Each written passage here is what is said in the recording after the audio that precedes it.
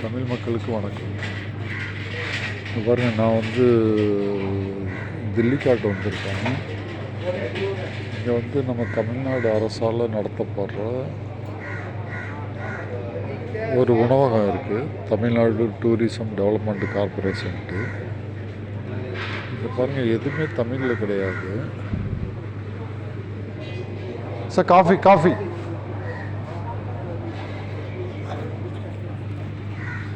இங்கே ஒரு காஃபி குடிக்கலான்ட்டு வந்தேன். காஃபி 50 ரூபா. பட் இங்கே பணி செய்கிறவங்களும் யாருமே தமிழ் ஆளுங்க கிடையாது, எல்லாமே ஹிந்தி.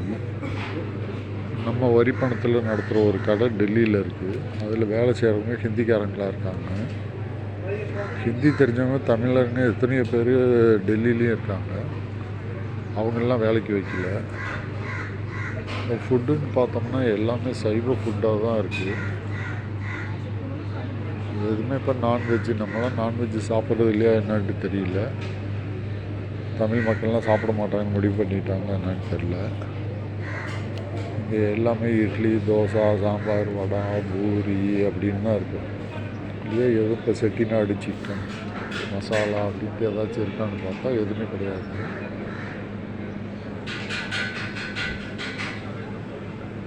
இது யார் கடை நடத்துறதுன்னு தெரியல. नहीं இது पीने के लिए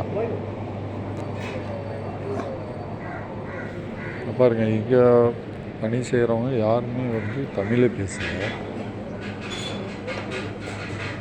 எல்லாமே ஹிந்திக்காரங்களை தான் வச்சுருக்காங்க. இதோட இது என்ன பண்ணுறதுன்ட்டு ஒன்றும் தெரியல. இதெல்லாம் தமிழ்நாடு அரசு இதெல்லாம் கவனித்து ஏதாச்சும் செய்யணும். தமிழ் ஆளுங்களுக்கு வேலை கொடுக்கணும். டெல்லி வந்தால் கூட தமிழர்களுக்கு வேலை இல்லை அப்படிங்கிற நிலைமை தான் நம்ம தமிழ்நாடு அரசு இருக்குது. இது அரசு கவனத்தில் எடுத்து இதுக்கு ஒரு முடிவு கட்டணும். தமிழில் பெயர் பலகை இருக்கணும்.